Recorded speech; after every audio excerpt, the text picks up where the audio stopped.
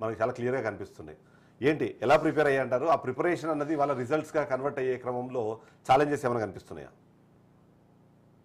చిదంబరం గారు, మీకు అదేవిధంగా చర్చలో పాల్గొంటున్నటువంటి పెద్దలు బండారు రామ్మోహన్ రావు గారు, కాంగ్రెస్ ప్రతినిధి వెంకట్ గారు, వీక్షకులకు నమస్కారం. నా పేరు దుద్దకుంట వెంకటేశ్వర రెడ్డి చిదంబరం గారు, ఓకే. అనంతపురం. ఓకే. అయితే అయితే ఈ ఎన్నికలలో భారతీయ జనతా పార్టీ నేతృత్వంలోనే ఆ మహాయతి విజయం సాధించబోతుంది. మీకు జార్ఖండ్ లో కానీ తర్వాత మనకి ఇక్కడ కానీ చూసినప్పుడు గౌరవ ప్రధానమంత్రి గారు శ్రీ నరేంద్ర మోడీ గారి నాయకత్వంలోని మూడోసారి అధికారం చేపట్టిన తర్వాత ఈ వారి 100 రోజుల ప్రణాళికలో భాగంగా వారు ఉద్వాన్ పోర్టును 70,000 కోట్ల రూపాయలతో ఆమోదించారు. 12 లక్షల మందికి ఉపాధి కలుగుతుంది.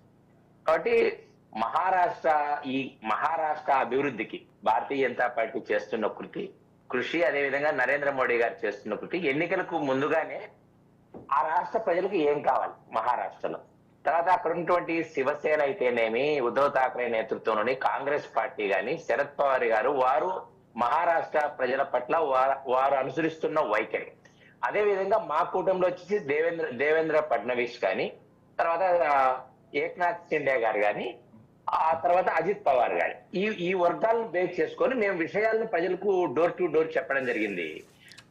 ఈ సందర్భంలో మాకు తెలియదు ఏంటంటే, ఇప్పుడు అత్యధికంగా జిఎస్టి 31,000 కోట్ల రూపాయలు ప్రతి నెల వస్తున్న రాష్ట్రం ఏకైక రాష్ట్రం మహారాష్ట్ర.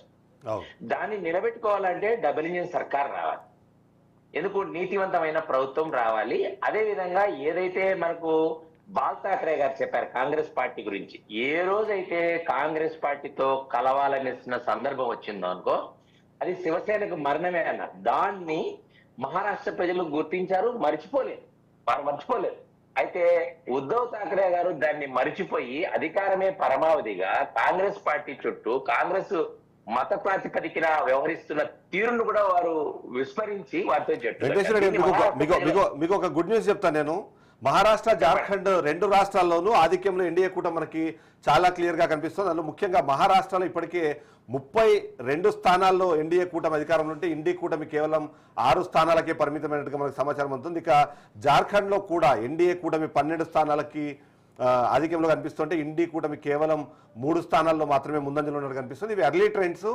ఖచ్చితంగా ఇవి పోస్టల్ బ్యాలెట్కి సంబంధించిన విషయాలే ఉంటాయి. కానీ పోస్టల్ బ్యాలెట్లో ఎన్డీఏ కూటమికి పూర్తి స్థాయిలో ఆధిక్యం కనిపిస్తుంది. అది మనకి దానికి సంబంధించిన బిగ్ బ్రేకింగ్ మనము స్క్రీన్ మీద చూస్తున్నాము. అందులో మహారాష్ట్రలో ఎన్డీఏ కూటమికి 36 స్థానాలు, ఇండియా కూటమికి కేవలం 7 స్థానాల్లో మాత్రమే ఆధిక్యత కనిపిస్తుంటే, జార్ఖండ్లో ఎన్డీఏ కూటమి 12 స్థానాల్లోనూ ఇండి కూటమి కేవలం 3 స్థానాల్లో మాత్రమే ఆధిక్యంలో ఉన్నట్టుగా మనకి అర్లీ ట్రెండ్స్ కనిపిస్తున్నాయి. సో దీని మీద మీరు విశ్లేషించాలి. ఎందుకంటే 2 రాష్ట్రాలకు సంబంధించి ఏదైతే మనం ఎగ్జిట్ పోల్స్కి సంబంధించి మాట్లాడినప్పుడు కూడా మహారాష్ట్రలో మీకు క్లియర్ కట్గా అక్కడ ఆధిక్యం ఉంటుంది అనే ఒక ఎక్స్ప్రెషన్ అందరూ ఇచ్చినా సరే, జార్ఖండ్లో కొద్దిగా ఎదురీత తప్పదేమో అన్న అనుమానం అయితే చాలా మంది వ్యక్తం చేశారు. ఈ రిజల్ట్స్ మీకు ఎలా అనిపిస్తున్నాయి?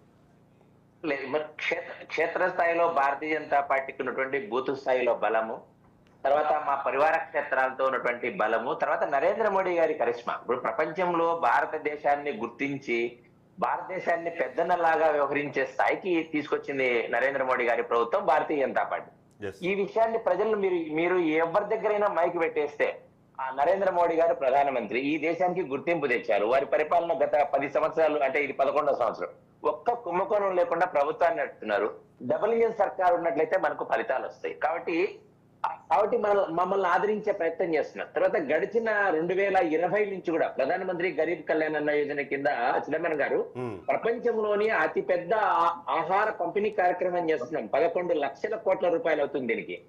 80 కోట్ల కుటుంబాలకు ఉచితంగా బియ్యాన్ని పంపిణీ చేసే కార్యక్రమం. ఇది చాలా పెద్ద కార్యక్రమం. ప్రపంచంలోని 45 దేశాలకు భారతదేశం బియ్యం ఈరోజు ఎగుమతి చేస్తూ ఉన్నప్పటికీ కూడా ఈ దేశంలో ప్రజలు ఆకలితో ఉండకూడదని, ఆహారలో నిష్పత్తి తేడా రాకూడదని ప్రజలందరికీ కూడా పంపిణీ కార్యక్రమం చేస్తున్నాం.